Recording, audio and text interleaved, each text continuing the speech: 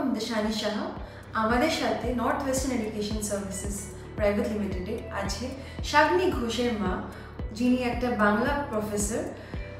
চলো ওনার সাথে একটু কথা বলি আজকে। নমস্কার ম্যাম। ম্যাম, আপনার নর্থ ওয়েস্টার্ন এডুকেশন সার্ভিসের সাথে কেমন অভিজ্ঞতা হলো? প্রথমেই সুধী দর্শকবৃন্দকে আমার নমস্কার জানাই। আমি শাগ্নি ঘোষ, আমার ছেলে নর্থ ইস্টার্ন এডুকেশন সোসাইটির সঙ্গে হাত ধরি রাশিয়ার পড়তে গিয়েছিল ডাক্তারি। সুদীর্ঘ 4 বছর হয়ে গেল, এবার ওর 5th ইয়ার। আমার কিছু অভিজ্ঞতা আপনাদের সঙ্গে শেয়ার করছি। এই অভিজ্ঞতাটা কিন্তু একদম আমার অভিজ্ঞতা, এটা মানে বলতে পারেন একজন মা হিসেবে অভিজ্ঞতা এবং একজন প্রফেশনালি আমি একজন প্রফেসর, সেই অভিজ্ঞতা দুটোকে আমি আসলে মিশিয়েই কথা বলবো আজকে। প্রথম কথা বলি যে আমাদের একটা ভ্রান্ত ধারণা আছে যে অ্যাব্রডে পড়তে গেলে বোধহয় ছেলেমেয়েরা উচ্ছন্নে চলে যায়, আর এইখানে ইন্ডিয়াতে না পেলেই বোধহয় সবাই অ্যাব্রডে যায়। এরকম একটা ধারণা থেকে প্রথমে আমাদের মধ্যবিত্ত এই মানসিকতা থেকে বেরিয়ে আসতে হবে। এটা হচ্ছে আমাদের প্রথম কাজ। হ্যাঁ, হতেই পারে আমাদের এখানে একটু কম্পিটিশনটা দেখছি দিনের পর দিন বেরিয়ে যাচ্ছে। এবছর নিট নিয়ে যা হলো তাতে আমরা বুঝতে পারছি অনেক যোগ্য প্রার্থীরাও এর আগে ঠিক এইভাবেই বঞ্চিত হয়েছে। সেখান থেকে আমি বলতে পারি যে একটিবার সাহস করে বেরিয়ে আসুন।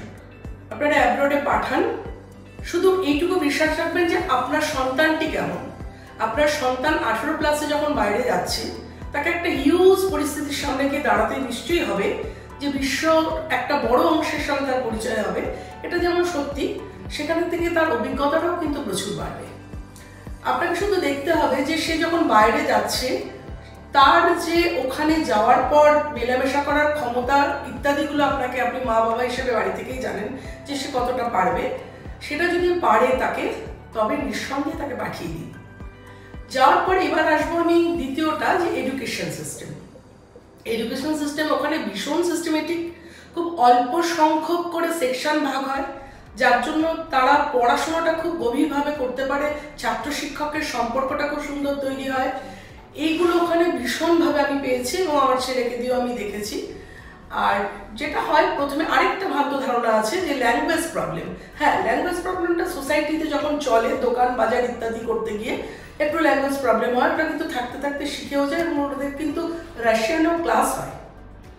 এটার ফলে ওই একটা জায়গায় কিন্তু তারা একটু প্রথমে মনে হয় যেন অসুবিধা, কিন্তু থাকতে থাকতে পরিবেশের সঙ্গে শিখে যায়। ক্লাস কিন্তু ইংলিশে হবে, ওরা পরীক্ষাও ইংলিশে দেবে। সুতরাং ওইখানে যে ল্যাঙ্গুয়েজ ব্যারিয়ার, এটা কিন্তু একদমই হবে না। এটার জন্য এটা আপনাদের এই ভয়টাও আমি কাটিয়ে দিচ্ছি একজন মা হিসেবে। এবার আসে একটু খরচ খরচা। আপনি এখানকার সরকারি মেডিকেল কলেজগুলোতে ছাড়া প্রাইভেট কলেজগুলোতে আপনারা নিজেই জানেন যে কতটা খরচ। আমার মনে হয় তার অর্ধেকের খরচে ওরা বিদেশে পড়তে পারবে। এবং ওখানে থাকা খাওয়ার যে খরচটা, ওখানে ওরা নিজেদের মতো ঠিক সেটা আপনার অ্যাফোর্ডেবল, নিজেরা ঠিক করে নেবে। বাজারঘাট ওখানে সমস্ত কিছু পাওয়া যায়, সেলফ কুকিংয়ের ব্যবস্থা আছে, তাছাড়া হস্টেল তো আছেই আছে। এবার আসি আমি যে সংস্থার মাধ্যমে গিয়েছিলাম নর্থ ইস্টার্নের সঙ্গে, তারা যেটা করেছিল, যেটা আমার সবচেয়ে পছন্দ হয়েছিল, যে তারা যখন বিদেশে, আমাদেরও তো এরকম একটা দূর ভয়ে একটা তো প্রথমে পাঠিয়েছি যে বিদেশ বিভূতিতে কতটা সে পারবে গিয়ে। নর্থ ইস্টার্ন আমি যে সেই ইনস্টিটিউট, যে গিয়ে কিন্তু আমাদের ছেলে মেয়েগুলোকে, ওদের সঙ্গে প্রায় এখান থেকে 20-22 জন গিয়েছিল, দিল্লি থেকেও অনেকে গিয়েছিল, গিয়ে কিন্তু তারা মাঝমাঠে ছেড়ে দেয়নি। হস্টেলে পৌঁছানো পর্যন্ত, ওখানে তাদেরকে সেটেল হওয়া পর্যন্ত, এবং তখন একটা ভয়ঙ্কর কোভিডের সময়, সেই কোভিডের সময় প্রত্যেক দিন ওদের ইনস্টিটিউটের কেউ না কেউ গিয়ে খোঁজ দেওয়া হস্টেলে, যে কোনো বাচ্চা এফেক্টেড হয়েছে কিনা, তারা কি আছে, কি বৃত্তান্ত, ওষুধ যদি লাগে বাইরে থেকে কিনে দেওয়া, মানে আমি এভরিথিং দেখেছি। এটা এতটুকু অতিরঞ্জিত কথা নয়। স্টিল নাও, এই যে আমি আজকে ওদের অফিসে বসে আছি, এটা কিন্তু আমি ব্যক্তিগতভাবে আজকে যখনই ওরা বাইরে থেকে আসে এখানে, আমি একটু দেখা করতে আসি, আমার ভালো লাগে ওদের সঙ্গে থাকতে।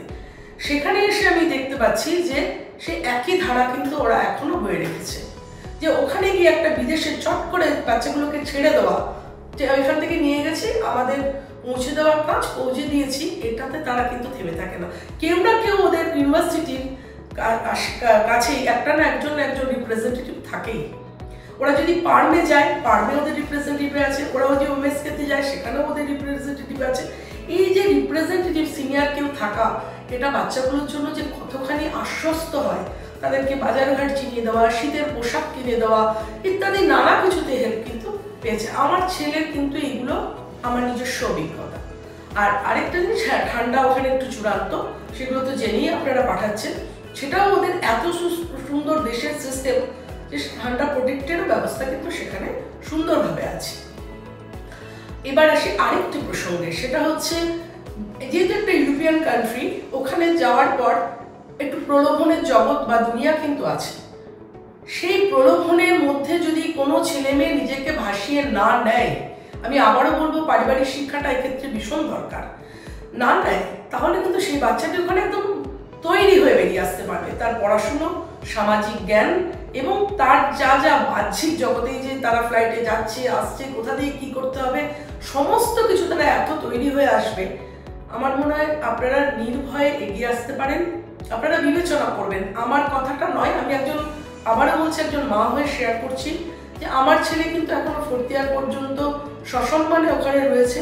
এতটুকু তার বিভ্রান্তি তার জীবনে আসেনি, সমস্যাও তার তৈরি হয়নি। আর নর্থ ইস্টার্ন আজও পর্যন্ত তাদের একটি মানে ছেলে হিসেবে, তাদের ভাই হিসেবে, ছাত্র হিসেবে এখনো গাইড করে যাচ্ছে।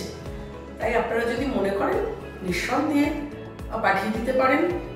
এসে কথা বলুন, একবার ইনস্টিটিউটে এসে কথা বলুন। যদি আপনাদের মনে হয় যে আমার কথার সঙ্গে তাদের কথার বা কাজের অমিল হয়েছে, আপনারা তো কখনোই সেই সিদ্ধান্ত নেবেন আপনারাই। তবে আমি কিন্তু বলবো যে আমি ভীষণভাবে স্যাটিসফাইড ওদের ইনস্টিটিউট নিয়ে।